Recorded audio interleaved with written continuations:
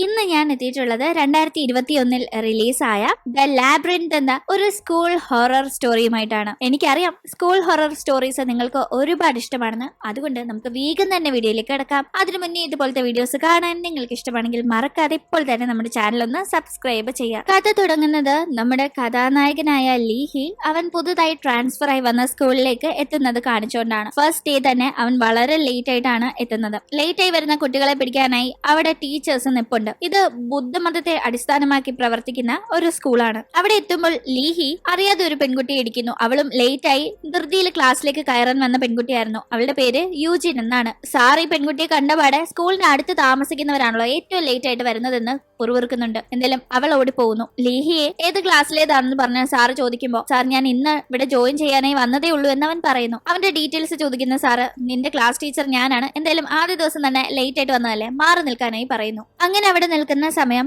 ഈ സ്കൂളിലെ മറ്റൊരു വിദ്യാർത്ഥിനിയെ ലീഹി പരിചയപ്പെടുന്നു. അവളുടെ പേര് ജീഹുൻ എന്നാണ്. അങ്ങനെ ക്ലാസ്സിലേക്ക് എത്തുന്ന ലീഹിയെ അവന്റെ ക്ലാസ് ടീച്ചർ കുട്ടികൾക്ക് പരിചയപ്പെടുത്തുന്നു. ഇവനൊരു ടേക്വോണ്ടോ പ്ലെയർ ആണ്. പരിക്കേറ്റത് കൊണ്ട് ഒരു വർഷം സ്കൂളിൽ പോകാൻ സാധിച്ചില്ല. ഇപ്പോ ഇവിടേക്ക് പഠിക്കാൻ എത്തിയിരിക്കുകയാണ്. ഒരു ബുദ്ധിസ്റ്റ് സ്കൂളിൽ ആദ്യമായിട്ടാണ് ഇവൻ എത്തുന്നത്. അതുകൊണ്ട് എല്ലാവരും നല്ല രീതിയിൽ പെരുമാറണം. ഒപ്പം തന്നെ ഇവൻ നിങ്ങളെക്കാൾ ഒരു വയസ്സ് മൂത്തതാണെന്ന കാര്യവും ഓർമ്മ വേണം എന്നൊക്കെ സാറ് പരിചയപ്പെടുത്തുന്നു. അങ്ങനെ അവിടെ നിൽക്കുന്ന സമയത്താണ് ആ ക്ലാസ്സിലെ യങ് എന്ന പെൺകുട്ടിയെ ലീഹി ആദ്യമായി കാണുന്നത്. അവളെ കണ്ടപ്പോൾ തന്നെ ഇവന് ഒരു ഫസ്റ്റ് സൈറ്റ് ലവ് അവളോട് തോന്നുന്നുണ്ട്. അവൻ അവളെ തന്നെ നോക്കി നിൽക്കുന്നത് സാറും കാണുന്നു. സാർ അതിനെ പറ്റി തമാശയായിട്ട് കമന്റ് അടിക്കുന്നുണ്ട്. ഇവനോട് സീറ്റിലിരിക്കാനായി പറയുമ്പോൾ അങ്ങോട്ടേക്ക് പോകുന്ന ഇവൻ യങ്ങിന്റെ അടുത്തെത്തുമ്പോൾ അവൾ ഇരിക്കുന്ന ജനാലയുടെ അവിടെ അമാനുഷികമായ എന്തോ ഒന്നുള്ളതായി എക്സ്പീരിയൻസ് ചെയ്യുന്നു. അവൻ പെട്ടെന്ന് അവിടേക്ക് ചെല്ലുമ്പോൾ ഇവളെ വായി നോക്കാനായിട്ട് പോയതാണെന്ന് കരുതി സാറും മറ്റു കുട്ടികളും എല്ലാം കളിയാക്കുന്നുണ്ട്. യങ്ങും ഇവനത് എന്തിന്റെ കേടാണെന്ന മട്ടിൽ അവനെ നോക്കുന്നു. അവൻ അവിടെ കണ്ട അമാനുഷികമായ ആ ഒരു കറുത്ത രൂപം മറ്റുള്ളവർ പക്ഷെ അപ്പോ കണ്ടിരുന്നതുമില്ല. അങ്ങനെ പിന്നീട് ബ്രേക്ക് ടൈമില്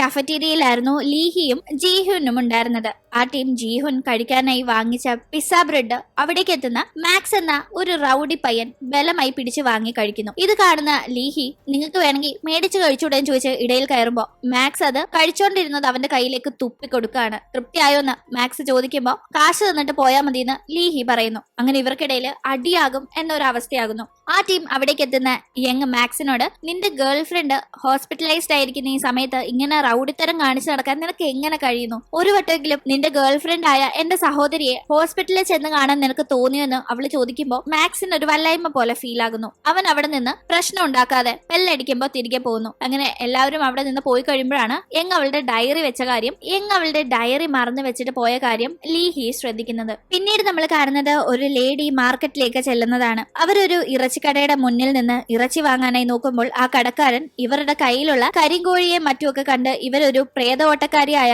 ശ്യാമനാണെന്ന് മനസ്സിലാക്കുന്നു. നിങ്ങളെ പോലെ ഉള്ളവർക്കൊന്നും ഇവിടെ ഇറച്ചി ഞാൻ വിൽക്കില്ല എന്ന് പറഞ്ഞ് അവരെ വളരെയധികം ആക്ഷേപിച്ച് സംസാരിക്കുന്നു. കൊടുക്കുന്നില്ലെങ്കിൽ കൊടുക്കുന്നില്ല എന്ന് പറഞ്ഞാൽ പോരെ, പക്ഷെ ഇയാൾ ഒരുപാട് നിന്നെയൊക്കെ കണ്ടാലോ ഉപ്പ് വാരി വിതരണം എന്നൊക്കെ പറഞ്ഞ് ഒരുപാട് ആക്ഷേപിച്ച് സംസാരിക്കുന്നുണ്ട്. ആ സ്ത്രീ അവിടെ നിന്ന് അയാളെ രൂക്ഷമായി നോക്കി പോകുന്ന സമയം അയാൾ കഴിച്ചുകൊണ്ടിരുന്ന ആഹാരം ഒരു തവളയായി മാറുന്നു. ജീവനുള്ള ഒരു തവള. അതുകൊണ്ട് അയാൾ പേടിച്ചു പോവുകയാണ്. അങ്ങനെ വീണ്ടും നമ്മൾ സ്കൂളിലേക്ക് എത്തുമ്പോൾ അവിടെ ലീഹി യങ്ങിന്റെ ആ ഒരു ഡയറി കയ്യിൽ വെച്ച് നോക്കുകയാണ്. ഡയറിക്കകത്ത് നിന്ന് അവനൊരു ഫോട്ടോ കിട്ടുന്നു. അതിൽ രണ്ട് പെൺകുട്ടികളുണ്ട്. ഒന്ന് യങ് ആണ്, മറ്റു പെൺകുട്ടിയുടെ മുഖം വ്യക്തമല്ല. അത് നശിപ്പിച്ച് വെച്ചിരിക്കുന്ന രീതിയിലാണ് ഉള്ളത്. ഇതെന്താണെന്ന് അവൻ നോക്കുമ്പോൾ ആ ഫോട്ടോ അവന്റെ കയ്യിൽ നിന്ന് താഴെ വീഴുന്നു. അവൻ ആ ഫോട്ടോ കുനിഞ്ഞെടുക്കുന്ന സമയം അവിടെ എന്തോ അമാനുഷികമായ ഉണ്ടെന്ന് അവന് ഫീൽ ആകുന്നുണ്ട്. അവൻ സൈഡിലേക്ക് നോക്കുമ്പോൾ അവിടെ സയൻസ് ലാബ് എന്ന് അടയാളപ്പെടുത്തിയിരിക്കുന്ന ഒരു മുറി കാണാം. അകത്തേക്ക് എത്തി നോക്കുന്ന അവൻ അവിടെ ഒരു ടേബിളിൽ ഒരു റോസാപ്പൂ വെച്ചിരിക്കുന്നത് കാണുന്നു. അവൻ എന്തോ ഒരു പന്തികേട് പോലെ അവിടെ നോക്കി നിൽക്കുമ്പോഴാണ് രാവിലെ ഇവനെ തട്ടിയ ആ ഒരു പെൺകുട്ടി എത്തുന്നത്. മറ്റാരുമല്ല, യൂജിൻ. അവൾ ഇവനോട് വോളണ്ടറി ആയി വന്ന് സംസാരിക്കുന്നു. നിന്നെ എനിക്കറിയാം,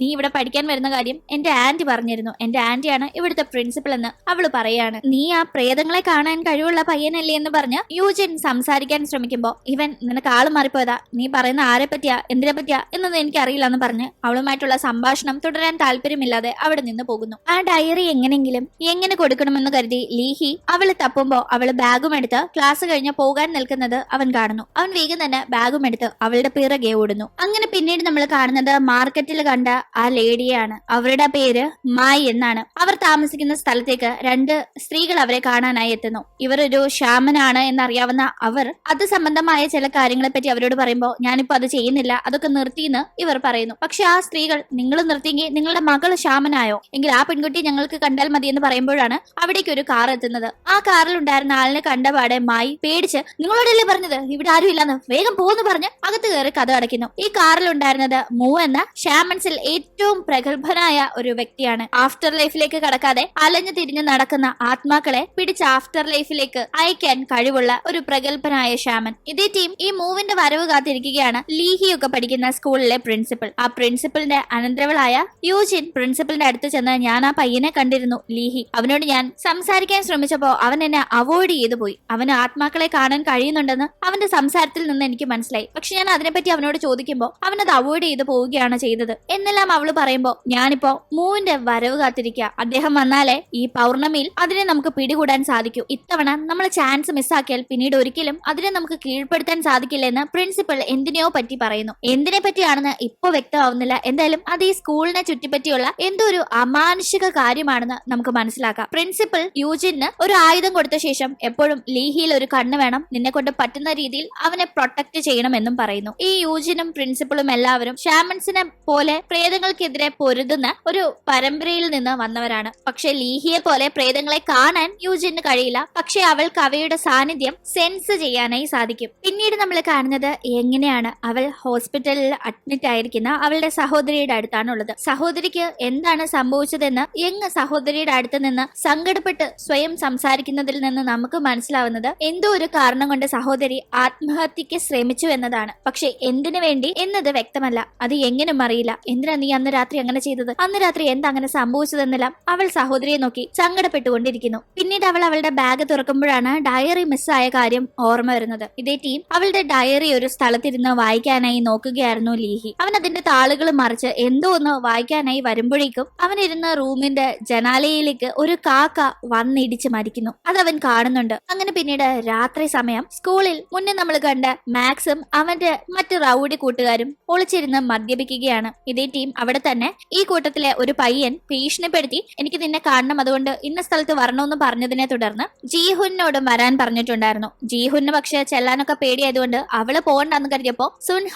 എന്ന അവളുടെ ബെസ്റ്റ് ഫ്രണ്ട് ഇല്ല നീ പോയേ പറ്റൂ, ഇല്ലെങ്കിൽ അവർ നിന്നെ ഈ കാര്യം പറഞ്ഞ് എന്നും ബുള്ളി ചെയ്തുകൊണ്ടിരിക്കും, പോയി എന്താ കാര്യം എന്ന് അറിഞ്ഞിട്ട് വരാമെന്നും പറഞ്ഞ് അവളെ നിർബന്ധപൂർവ്വം സ്കൂളിൽ തന്നെ രാത്രി പിടിച്ചിരുത്തുന്നുണ്ട്. ഇവൾ പലതവണ വേണ്ട പോവാന്ന് പറഞ്ഞിട്ടും അവള് കേൾക്കുന്നില്ല. ജീഹുനെ ബുള്ളിങ്ങിൽ നിന്ന് രക്ഷിക്കുക എന്നത് മാത്രമല്ല സുൻഹയുടെ ലക്ഷ്യമെന്ന് അവൾ ഇടയ്ക്കിടയ്ക്ക് പുറത്തുള്ള ആ ചുവപ്പ് നിറത്തിൽ പൂർണ്ണചന്ദ്രൻ നിൽക്കുന്നിടത്തേക്ക് നോക്കുന്നതിൽ നിന്ന് തന്നെ നമുക്ക് മനസ്സിലാവും. അങ്ങനെ പിന്നീട് നമ്മൾ കാണുന്നത് മൂവും പ്രിൻസിപ്പളും കണ്ട് സംസാരിക്കുന്നതാണ്. ആ സ്കൂളിൽ ഒരു പ്രേത സാന്നിധ്യം പ്രിൻസിപ്പലിന് മനസ്സിലാക്കാൻ സാധിച്ചിട്ടുണ്ട്. അതുകൊണ്ട് തന്നെ ആ സ്കൂളിലെ ആ പ്രേതത്തെ ഈ പൗർണമി ദിവസം തന്നെ തളയ്ക്കാനായിട്ടാണ് മൂവിനെ പ്രിൻസിപ്പൽ ഇവിടേക്ക് വരുത്തിയിരിക്കുന്നത്. ഇവിടെ ഇവർ അതിനെപ്പറ്റിയുള്ള കാര്യങ്ങൾ സംസാരിച്ചുകൊണ്ട് നിൽക്കുമ്പോൾ ഇവരെ സഹായിക്കാനായി സ്കൂളിനകത്ത് ആ സമയത്ത് യൂജിനും ഉണ്ടായിരുന്നു. ഇതേ ടീം അവിടേക്ക് ഒരു ബോക്സ് ചോക്ലേറ്റും യങ്ങിന്റെ ആ ഒരു ഡയറിയുമായി ലീഹിയും എത്തുന്നു. അടുത്ത ദിവസം ഫെബ്രുവരി 14 വാലന്റൈൻസ് ഡേ. അന്ന് അവൾക്ക് ആ ഡയറി കൊടുത്ത് അവളെ ഈ ചോക്ലേറ്റ് നൽകി പ്രപ്പോസ് ചെയ്യാനായിട്ടാണ് അവൻ പ്ലാൻ ഇടുന്നത്.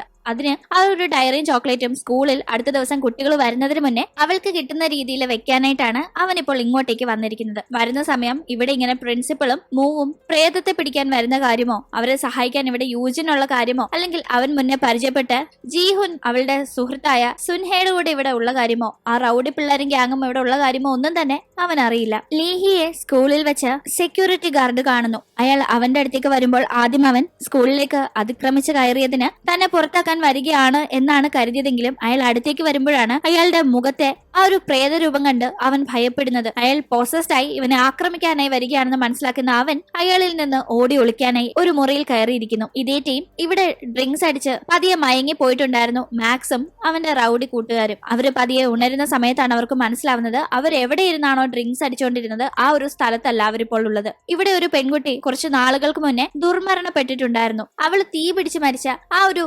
മുറിയിലായിരുന്നു ഇവരിപ്പോൾ ഉണ്ടായിരുന്നത്. ഇവർ മദ്യപിച്ച് പതിയെ മയങ്ങിയത് മറ്റൊരു മുറിയിലാണ് മുറിയിലാണെങ്കിലും ഇപ്പോൾ കണ്ണു തുറക്കുമ്പോൾ ഈ മുറിയിൽ. അതുകൊണ്ട് അവരും ആകെ ഭയപ്പെടുന്നു. എങ്ങനെ ഇവിടെ എത്തിയെന്ന് അവർക്കറിയില്ല. ഇതേ സമയം സ്കൂളിലേക്ക് യങ്ങും വന്നിട്ടുണ്ടായിരുന്നു. അവൾ എത്തിയത് അവളുടെ ഡയറി തപ്പിപ്പിടിക്കാനാണ്. അവൾ ആ കഫറ്റീരിയയുടെ ഭാഗത്ത് വന്ന് ഇവിടെ ആയിരിക്കുമോ ഞാൻ ഡയറി വെച്ചത്, പക്ഷെ കാണുന്നില്ലല്ലോ, ആരെങ്കിലും എടുത്തിട്ടുണ്ടാവുമോ എന്നെല്ലാം ചിന്തിക്കുന്നു. കഫറ്റീരിയയുടെ അവിടെ ബുക്ക് കാണാത്തത് കൊണ്ട് ഇനി അത് ക്ലാസ് റൂമിലായിരിക്കും ഞാൻ വെച്ചിരിക്കുക. ക്ലാസ് റൂമിന്റെ അവിടെയൊക്കെ ലോക്ക് ഇട്ടിരിക്കായിരിക്കോ. എന്നാൽ ഒന്ന് പോയി നോക്കാന്ന് കരുതി അവൾ അങ്ങോട്ടേക്ക് പോകാനായി തിരിയുമ്പോൾ അവളെ ആ പൊസസ്ഡ് ആയ സെക്യൂരിറ്റി ഗാർഡ് കണ്ടിരുന്നു. പക്ഷെ അവൾ അയാളെ കണ്ടില്ല. പിന്നീട് നമ്മൾ കാണുന്നത് പ്രിൻസിപ്പലിനെയും മോയെയുമാണ്. അവർ എത്തിയിരിക്കുന്നത് ആ ശ്യാമനായ മായയുടെ വീട്ടിലേക്കാണ്. പക്ഷെ അവിടെ ഇവർ മായ അന്വേഷിക്കുന്ന സമയം മായി ഒരു പ്രേതാത്മാവിനെ ഇവരെ ആക്രമിക്കാനായി വിട്ട ശേഷം ഇവരുടെ ശ്രദ്ധ തിരിച്ച് ഇവർ വന്ന കാറിന്റെ ഡ്രൈവറെയും അടിച്ചിട്ട് ആ കാറുമായി അവിടെ നിന്ന് പോകുന്നു. ഇവർ മായ അന്വേഷിച്ചു പോകാനായി നിൽക്കുന്ന സമയത്താണ് മായയുടെ വീടിന്റെ അകത്ത് എന്തോന്ന് ഇവർ ശ്രദ്ധിക്കുന്നത്. അതെന്താണെന്ന് ചെന്ന് നോക്കുമ്പോൾ കാണുന്നത്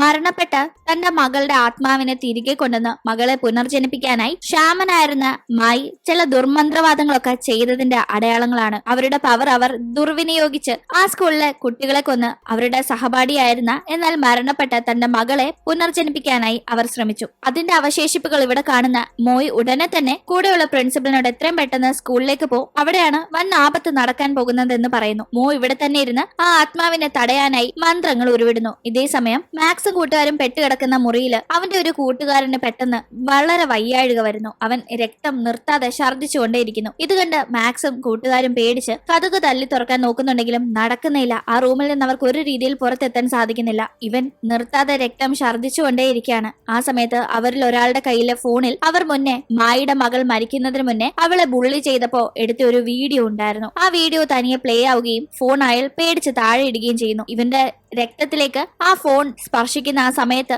അവിടുത്തെ കതക് ഓപ്പണായി അവർക്ക് വെളിയിലേക്ക് ഓടാൻ സാധിക്കുന്നു. ഇവർ 5 പേരുണ്ടായിരുന്നു. പക്ഷെ ഒരാൾ ഒഴിച്ച് ബാക്കി എല്ലാവരും ഓടി രക്ഷപ്പെടാണ്. ആ രക്തം ഛർദ്ദിച്ച പയ്യൻ അവിടെ തന്നെ മയങ്ങി കിടക്കുന്നു. ഇതേ ടീം പൊസസ്ഡ് ആയ ആ സെക്യൂരിറ്റിയെ പേടിച്ച് ഒളിച്ചിരുന്ന ലീഹി പതിയെ അവനുള്ള മുറിക്ക് പുറത്തേക്ക് ഇറങ്ങുന്നു. അവൻ ഈ സ്കൂളിൽ പുതിയ പയ്യനാണ്, ഒരു ദിവസമേ ആയിട്ടുള്ളൂ. അതുകൊണ്ട് അവനിപ്പോൾ ഉള്ള സ്ഥലത്ത് നിന്ന് എങ്ങോട്ടാണ് പോയി രക്ഷപ്പെടേണ്ടത് എന്നറിയില്ല. അതുകൊണ്ട് അവൻ അവിടെ സ്കൂളിനകത്തെ പാസേജിന്റെ ഒക്കെ മാപ്പ് കൊടുത്തിരിക്കുന്നത് ഫോട്ടോ എടുത്തുകൊണ്ട് നിൽക്കുമ്പോഴാണ് അവന്റെ അടുത്തൊരു പെൺകുട്ടി. അവളെ പെട്ടെന്ന് കണ്ടാൽ സ്കൂൾ വിദ്യാർത്ഥിനിയായി തോന്നുമെങ്കിലും അവൾ ഒരു ആത്മാവാണെന്ന് മനസ്സിലാക്കുന്ന അവൻ അവിടെ നിന്ന് പേടിച്ചോടുന്നു. ഓടും വഴി അവൻ ഒരാളെ തട്ടി വീഴാണ്. അത് ജീഹു ആയിരുന്നു. അവളെ കണ്ടവൻ നിങ്ങൾ ഇവിടെ ഉണ്ടായിരുന്നു എന്ന് ചോദിക്കുമ്പോ നീ എന്തിനാ ഇവിടെ വന്നതെന്ന് അവളും തിരിച്ചു ചോദിക്കുന്നു. ആ സമയത്താണ് അവളുടെ കൂടെയുള്ള സിൻഹയെ ലീഹി കാണുന്നത്. ഈ സമയം എയർവെന്റിന്റെ അകത്തൂടെ കയറി ആ ഡോർ ഒന്ന് തുറന്നു തരാമോ എന്ന് സിൻഹ ചോദിക്കുന്നു. അതിനകത്തൂടെ നുഴഞ്ഞു കയറി ഇവർക്ക് സഹായം ചെയ്യാൻ ലീഹിക്ക് പേടിയുണ്ടെങ്കിലും അവൻ സമ്മതിക്കുകയാണ്. ഇവിടെ കാര്യങ്ങൾ ഇങ്ങനെ നടക്കുമ്പോ മാക്സും കൂട്ടുകാരും രക്ഷപ്പെടാനായി അവരുള്ള ഭാഗത്തെ പല ഡോറുകൾ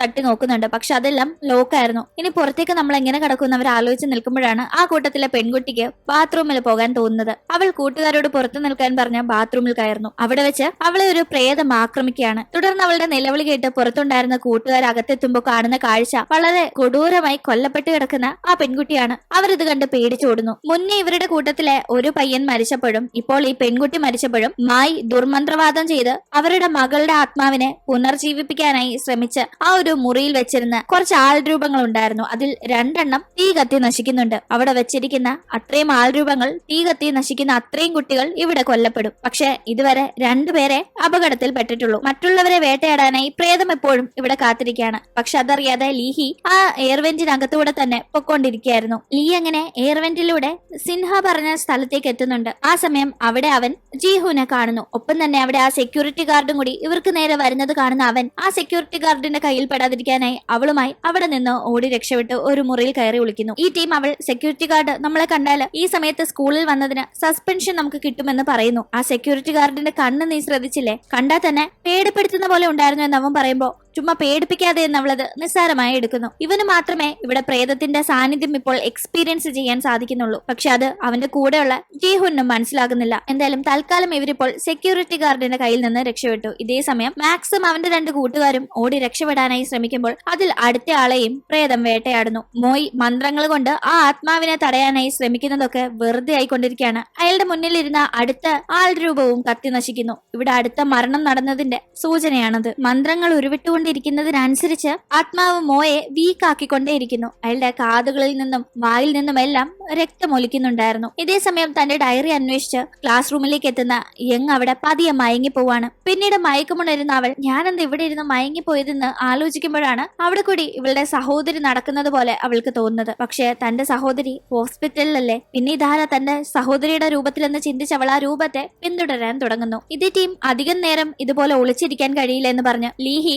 ജീഹുനോട് നമുക്ക് ഇവിടെ നിന്ന് പോകാന്ന് പറയുമ്പോ ഞാനില്ല, നീ തനിയെ പൊക്കോന്നും പറഞ്ഞ് അവൾ അവിടെ തന്നെ ഇരിക്കാനായി വാശി പിടിക്കാണ്. അവൻ നിർബന്ധിക്കുന്നുണ്ടെങ്കിലും അവൾ കൂടെ ചെല്ലാത്തതിനെ തുടർന്ന് അവൻ തനിയെ പോകാൻ ഒരുങ്ങുന്നു. അപ്പോഴേക്കും മാക്സിന്റെ ഗ്യാങ്ങിൽ മിച്ചമുണ്ടായിരുന്ന മാക്സിന്റെ ഒരു കൂട്ടുകാരനെ ഒഴിച്ച് മാക്സിനെയും ആ പ്രേതം ആക്രമിച്ച് കൊലപ്പെടുത്തിയിരുന്നു. ഇപ്പോൾ ആ ഒരു ദൂഷിക്കുന്ന പയ്യൻ മാത്രമാണ് ആ ഒരു ഗ്യാങ്ങിൽ മിച്ചമായി ഉള്ളത്. അവിടെ നിന്ന് പോകാൻ ശ്രമിക്കുന്ന ലീഹി യൂജിനെ കാണുന്നു. യൂജിൻ ഇവിടെ പ്രിൻസിപ്പലിനും മോയ്ക്കും വേണ്ടി CCTV റൂമിൽ വെയിറ്റ് ചെയ്തിരുന്ന സമയത്ത് ആരൊക്കെ ഇവിടേക്ക് എത്തിയിട്ടുണ്ട് എന്ന് മനസ്സിലാക്കിയിരുന്നു. അതിൽ ഒരാൾ യങ് ആണെന്ന് അവൾ കാണുകയും ചെയ്തിരുന്നു. ഇപ്പോൾ അവൾ ഇവിടെ ലീഹിയെ കാണുമ്പോൾ യങ്ങിനെ കണ്ട കാര്യം പറയാണ്. ആ സമയം അവൻ ഞാനും ചിലരെ കണ്ടു എന്ന് പറഞ്ഞ് ജീഹുനെയും സിൻഹയും കണ്ട കാര്യങ്ങളൊക്കെ പറയുന്നു. ആ ടീം സിൻഹ ഒരു മനുഷ്യ പെൺകുട്ടിയല്ലെന്നും അവൾ കഴിഞ്ഞ വർഷം സയൻസ് ലാബ് റൂമിൽ നടന്ന തീപിടുത്തത്തിൽ മരിച്ച പെൺകുട്ടിയാണ്, അവളുടെ ആത്മാവിനെ ആയിരിക്കും നീ കണ്ടതെന്ന് യൂജിൻ പറയുന്നു. അതാദ്യം ലീഹി വിശ്വസിക്കുന്നില്ല. ഞാൻ നേരിട്ട് കണ്ടതല്ലേ, ഒരു ആത്മാവിനെ അത്രത്തോളം മനുഷ്യനെ പോലെ നിന്ന് നമുക്ക് കാണാൻ കഴിയുമോ എന്ന് അവൻ ചോദിക്കുമ്പോൾ ആത്മാക്കൾക്ക്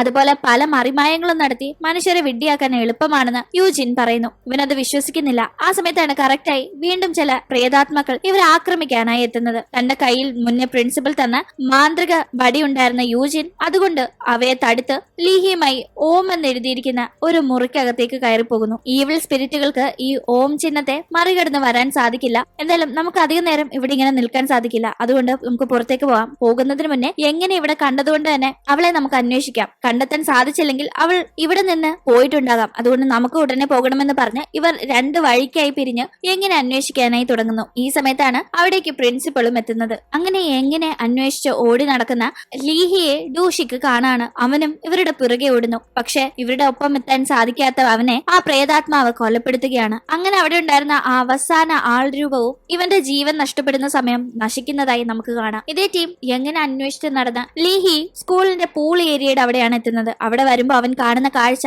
പൂളിൽ വീണ് കിടക്കുന്ന എങ്ങനെയാണ്. അവൻ അവളെ രക്ഷിക്കാനായി പൂളിൽ ചാടാൻ ഒരുങ്ങുന്ന സമയം യൂജിൻ അവിടേക്ക് എത്തി. വെള്ളത്തിൽ ചാടരുത്, നീ ചാടി ആ ഒരു ട്രാപ്പ് നശിപ്പിച്ചാലേ ആത്മാവിന് അതിന്റെ ബാക്കി കാര്യങ്ങൾ ഇവിടെ ചെയ്യാൻ സാധിക്കൂ. അത് അറിഞ്ഞുകൊണ്ടാണ് അത് എങ്ങനെ പൂളിലേക്ക് എത്തിച്ചിരിക്കുന്നത് എന്ന് അവനെ വിലക്കുന്നുണ്ടെങ്കിലും അവൻ അത് കേൾക്കാതെ അവളോട് സോറി, തനിക്ക് എങ്ങാണ് പ്രധാനമെന്ന് പറഞ്ഞ് വെള്ളത്തിലേക്ക് ചാടുന്നു. അവൻ വെള്ളത്തിൽ ചാടി അടുത്ത നിമിഷം തന്നെ ആ വെള്ളമെല്ലാം കറുത്ത നിറത്തിലേക്ക് മാറുകയാണ്. ഒപ്പം ആ പ്രേതാത്മാവ് അവിടെ നിന്ന് യൂജിനെ ആക്രമിക്കാനായി ശ്രമിക്കുന്നു. അത് കണ്ടുകൊണ്ട് അങ്ങോട്ടേക്ക് പ്രിൻസിപ്പൽ എത്തുന്നുണ്ടെങ്കിലും പൂളിന്റെ ഡോറ് ലോക്കായി കിടന്നത് കൊണ്ട് തന്നെ അവർക്ക് അകത്തേക്ക് പ്രവേശിക്കാൻ കഴിയുന്നില്ല. ഇതേ ടീം ആ പ്രേതാത്മാവ് അതിനെതിരെ മന്ത്രങ്ങൾ ജപിച്ചുകൊണ്ടിരുന്ന മോയുടെ ജീവൻ പതിയെ എടുത്തുകൊണ്ടിരിക്കുകയായിരുന്നു. തന്റെ ജീവന്റെ അവസാന കണിക നഷ്ടപ്പെടുന്ന ആ ഒരു നിമിഷം വരെ മോ മന്ത്രങ്ങൾ കൊണ്ട് അതിനെ തടുക്കാനായി നോക്കി. അതിന്റെ ഫലമായി യൂജിനെ ഒന്നും ചെയ്യാതെ ആ ആത്മാവിന് വെറുതെ വിടേണ്ടി വരുന്നു. ഒപ്പം തന്നെ ഡോറ് തുറന്ന് പ്രിൻസിപ്പലിനകത്തേക്ക് അവളുടെ അടുത്തെത്താനും സാധിക്കുന്നു. പക്ഷേ ഇവിടെ മോയുടെ ജീവൻ നഷ്ടപ്പെടുകയാണ്. മരിക്കുന്നതിന് മുന്നേ ഇനി ബാക്കി കാര്യങ്ങൾ തന്റെ തലമുറയിൽപ്പെട്ട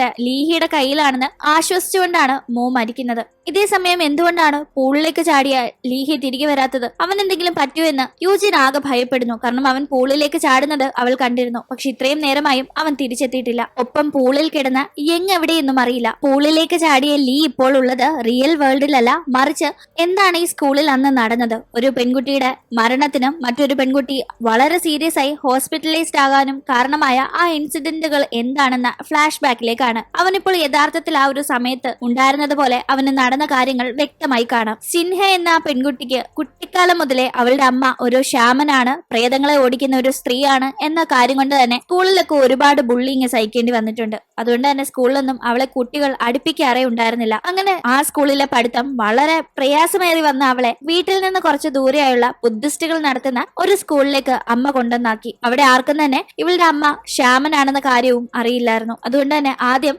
അവൾ അവിടെ സന്തോഷകരമായി പഠിച്ച ദിവസങ്ങൾ കടന്നു പൊക്കൊണ്ടിരുന്നു. അവളുടെ അടുത്ത കൂട്ടുകാരിയായിരുന്നു യങ്ങിന്റെ ചേച്ചിയായ നാറ. ഇവരുടെ കൂടെ പഠിക്കുകയായിരുന്ന മാക്സും അവന്റെ ഗ്യാങ്ങും നാറയെ ഉപദ്രവിക്കാനായി പ്ലാൻ ഇടുന്നത് മനസ്സിലാക്കുന്ന സിൻഹ അതിനെപ്പറ്റി നാറയോട് പറയുന്നുണ്ട്. പക്ഷെ നാറയ്ക്ക് മാക്സിനോട് ഇഷ്ടമുള്ളത് കൊണ്ട് തന്നെ അവൾ അത് വിശ്വസിക്കുന്നില്ല. എന്താ നീ ഞങ്ങളെ തമ്മിൽ തെറ്റിച്ച് അവനെ ബോയ് ഫ്രണ്ട് ആക്കാൻ നോക്കുകയാണോ എന്നെല്ലാം അവൾ സിൻഹയോടാണ് തട്ടിക്കയറിക്കൊണ്ടിരുന്നത്. സിൻഹ എത്ര പറഞ്ഞിട്ടും നാറയ്ക്ക് അത് മനസ്സിലായതേയില്ല. പിന്നീട് നാറയെ ഇവർ ഉപദ്രവിക്കാതിരിക്കാനായി അവർ നാറയെ കാത്ത് സയൻസ് ലാബിലുള്ള സമയം അവിടേക്ക് സിൻഹയാണ് ചെല്ലുന്നത്. അവിടെ വെച്ച് അവരിവളെ ഉപദ്രവിക്കാനായി ശ്രമിക്കുന്നു. അതിന്റെ വീഡിയോയും പിടിക്കാൻ നോക്കുകയാണ്. ആ കൂട്ടത്തിൽ മാക്സും അവന്റെ 4 കൂട്ടുകാരും ഒരു പെൺകുട്ടിയുമായിരുന്നു ഉണ്ടായിരുന്നത്. ഇവളെ പൊള്ളിക്കുമെന്ന് പറഞ്ഞ് ഭീഷണിപ്പെടുത്താനൊക്കെയായി അവരവിടെ ഒരു ചെറിയ വിളക്കും കത്തിച്ചു വെച്ചിട്ടുണ്ടായിരുന്നു. എന്തായാലും ഇവരിവിടെ അവളെ ഉപദ്രവിക്കാൻ ശ്രമിക്കുന്നത് അങ്ങോട്ടേക്ക് എത്തുന്ന നാറ കാണുന്നു. അവൾ അത് കണ്ടു എന്ന് മനസ്സിലാക്കുന്ന ഇവളത് ആരോടും പറയാതിരിക്കാനായി അവളെ പിടിക്കാനായി ഓടുന്ന സമയം സയൻസ് ലാബിനകത്ത് സിൻഹയെ ഇട്ട് പൂട്ടിയിട്ടാണ് അവർ വെളിയിലേക്ക് ഓടുന്നത്. അകത്തുണ്ടായിരുന്ന ആ വിളക്കപ്പോഴേക്കും താഴെ വീണ് അവിടെ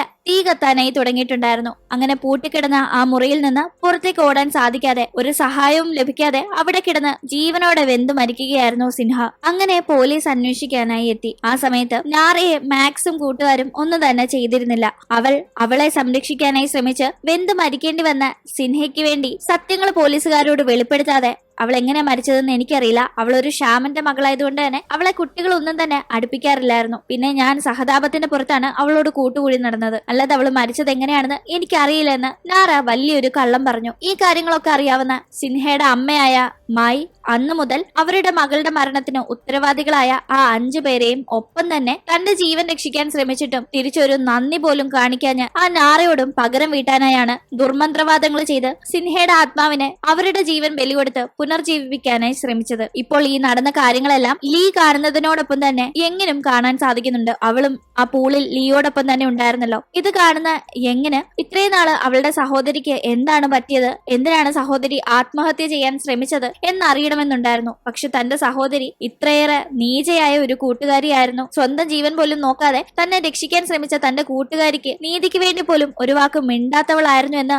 അറിയുമ്പോൾ വലിയ വെറുപ്പ് തോന്നുന്നു. ഈ സമയം ലീഹി യെങ്ങിന് അവളുടെ ഒരു ഡയറി കൊടുക്കാണ്. ആ ഡയറിയുടെ അവസാന പേജിൽ ഒരു കുറിപ്പ് ആത്മഹത്യ ചെയ്യുന്നതിന് മുന്നേ നാറ എഴുതിയിട്ടുണ്ടായിരുന്നു. പക്ഷെ അത് യെങ് കണ്ടിരുന്നില്ല. അവൾ സിൻഹയോട് വലിയ തെറ്റ് ചെയ്തു. അതിന് പ്രായശ്ചിത്തമായി താൻ തന്റെ ജീവൻ ഒടുക്കാൻ പോവുകയാണെന്നും സിൻഹയുടെ മരണത്തിന് കാരണക്കാരായ ആ കുട്ടികളുടെ പേരടക്കമുള്ള കാര്യങ്ങൾ എഴുതി ആ കത്ത് അവസാനിപ്പിക്കുന്നതിന് മുന്നേ ഇത് പോലീസിനെ ഏൽപ്പിക്കണമെന്നും പ്രത്യേകം നാറ എഴുതിയിട്ടുണ്ടായിരുന്നു. ഇതിപ്പോഴാണ് യങ് കാണുന്നത്. നമ്മളിപ്പോൾ ഉള്ളത് നമ്മുടെ ലോകത്തല്ല, മുന്നേ എന്താണ് നടന്നതെന്ന കാര്യങ്ങൾ കാണാനായിട്ടാണ് നമ്മളിപ്പോൾ സിൻഹയുടെ ആത്മാവ് ഇവിടേക്ക് കൊണ്ടുവന്നെത്തിച്ചിരിക്കുന്നത്. എത്രയും പെട്ടെന്ന് നാറ പറഞ്ഞ പോലെ നമുക്കിത് പോലീസിനെ ഏൽപ്പിക്കണം. അതുകൊണ്ട് നമുക്ക് നമ്മുടെ ലോകത്തേക്ക് പോകാമെന്ന് ലീഹി പറഞ്ഞ് അവൻ യങ്ങിന്റെ കൂടെ ആ പൂളിന്റെ അവിടേക്ക് ചെല്ലുന്നു. പക്ഷെ പെട്ടെന്ന് എന്തോ തോന്നുന്ന അവൻ യങ്ങിനെ വെള്ളത്തിലേക്ക് തള്ളിയിട്ട് അവളുടെ കൂടെ പോകാതെ ഇവിടെ തന്നെ നിൽക്കാണ്. ഇതേ സമയം മായി ഹോസ്പിറ്റലിലുള്ള നാറയും കൂടി കൊന്ന് തന്റെ പ്രതികാരം അവസാനിപ്പിക്കാനായി ഹോസ്പിറ്റലിലേക്ക് എത്തുന്നു. അടുത്തതായി നാറയാണ് അവരുടെ ലക്ഷ്യമെന്ന് മനസ്സിലാക്കുന്ന പ്രിൻസിപ്പൽ അവിടെ എത്തുമ്പോഴേക്കും മായി നാറയെ കൊല്ലാനായി ശ്രമിക്കായിരുന്നു. പക്ഷെ പ്രിൻസിപ്പൽ അവരെ തടയുന്നു. ആ സമയം പ്രിൻസിപ്പലിനെ ആക്രമിക്കാനായി മായി ശ്രമിക്കുന്നുണ്ട്. പക്ഷെ അവർക്ക് എന്തെങ്കിലും ചെയ്യാൻ സാധിക്കുമെന്നേ അങ്ങോട്ടേക്ക് അവരുടെ മകളായ സിൻഹ ആത്മാവായി എത്തുന്നു. അവൾ അമ്മയോട് ഇതിൽ നിന്ന് പിന്മാറാനായി ആവശ്യപ്പെടുകയാണ്. അങ്ങനെ മകൾക്ക് വേണ്ടി പ്രതികാരം ചെയ്യാൻ തുടങ്ങിയ ഈ അമ്മ മകളുടെ ആത്മാവിന്റെ ആവശ്യപ്രകാരം നാറയെ കൊല്ലാതെ പിന്മാറുന്നുണ്ടെങ്കിലും അവർക്ക് ജീവിക്കാൻ താല്പര്യമില്ലാതെ അവർ ആ കെട്ടിടത്തിൽ നിന്ന് ചാടി മരിക്കുകയാണ്. ഇതേ സമയം ലീക്ക് ചില സത്യങ്ങളും മനസ്സിലാവുന്നു.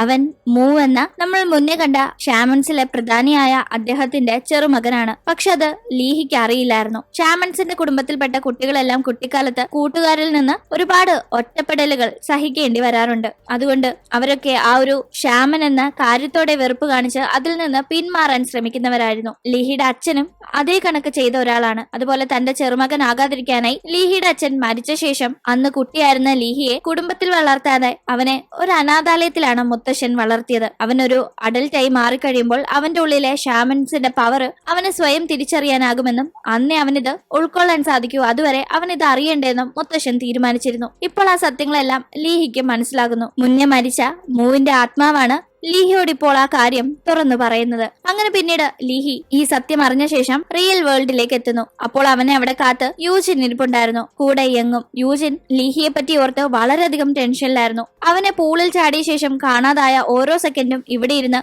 അവൾ അവന്റെ പേര് ഉറക്കെ പറഞ്ഞ് കരയുന്നുണ്ടായിരുന്നു. ആ കരച്ചിൽ അവൻ അവിടെ കേൾക്കാനും സാധിക്കുന്നുണ്ടായിരുന്നു. ഇപ്പോൾ മയക്കമുണരുന്ന അവൻ അവളോട് ആ കാര്യം പറയുന്നു. കൂടാതെ യങ് തന്നെ രക്ഷിച്ചതിന് ലീഹിയോട് നന്ദി പറഞ്ഞുകൊണ്ടിരിക്കുമ്പോഴാണ് യങ്ങിന്റെ സഹോദരിക്ക് ഇപ്പോൾ ബോധം തെളിഞ്ഞു എന്ന് പറഞ്ഞ് ഹോസ്പിറ്റലിൽ നിന്ന് കോള് വരുന്നത്. അങ്ങനെ നാറയെ കാണാനായി വലിയ സന്തോഷത്തിൽ അവള് പുറപ്പെടുന്നു. ഈ സമയത്ത് യൂജിനോട് തന്നെ രക്ഷിച്ചതിന് നന്ദി പറയുകയാണ് ലീ. കാരണം ഇവൻ അവിടെ പെട്ടിരുന്ന സമയം ഓരോ സെക്കൻഡും ഇവൾ ഇവന് വേണ്ടി ഇവിടെ കിടന്ന് ഉറക്കെ അലറി വിളിക്കുന്നത് അവന് കേൾക്കാമായിരുന്നു. കൂടാതെ യൂജിന് തന്നെ ഇഷ്ടമാണെന്നും ലീഹിക്ക് മനസ്സിലാകുന്നു. താൻ ഇഷ്ടപ്പെടുന്ന നാറയേക്കാൾ തന്നെ ഇഷ്ടപ്പെടുന്ന യൂജിനെയാണ് അവനിപ്പോൾ വാലന്റൈൻസ് ഡേ പ്രമാണിച്ച് പ്രപ്പോസ് ചെയ്യാൻ തീരുമാനിച്ചത്. അതുകൊണ്ട് തന്നെ വാലന്റൈൻസ് ഡേക്ക് എങ്ങനെ സർപ്രൈസ് നൽകാൻ വാങ്ങിയ ആ ചോക്ലേറ്റ് അവനിപ്പോൾ യൂജിന് നൽകുന്നു. അങ്ങനെ തന്റെ മകളുടെ മരണത്തിന് പ്രതികാരം വീട്ടാനിരുന്ന മായൊടുക്കം മകളുടെ ലോകത്തേക്ക് തന്നെ യാത്രയായിരിക്കുന്നു. തന്നെ പറ്റി ഇതുവരെ അറിയാതിരുന്ന ഒരു വലിയ സത്യം ലീഹിക്കും മനസ്സിലായിരിക്കുന്നു. ഇനി മുത്തശ്ശന്റെ പാത പിന്തുടർന്ന് താൻ വേണം മുത്തശ്ശന്റെ സ്ഥാനത്ത് നിന്ന് ഈ കാര്യങ്ങൾ ചെയ്യാനെന്ന് അവന് നന്നായി അറിയാം. അങ്ങനെ അതോടുകൂടി ഈ ഒരു കഥയും ഇവിടെ അവസാനിക്കുന്നു. ഇന്നത്തെ ഈ ഒരു വീഡിയോ നിങ്ങൾക്ക് ഇഷ്ടപ്പെട്ട് കാണുമെന്ന് പ്രതീക്ഷിക്കുന്നു. ഇഷ്ടപ്പെട്ടെങ്കിൽ മറക്കാതെ വീഡിയോ ലൈക്ക് ചെയ്യുക, ചാനൽ സബ്സ്ക്രൈബ് ചെയ്യുക. നമുക്ക് വീണ്ടും കാണാം. ബൈ.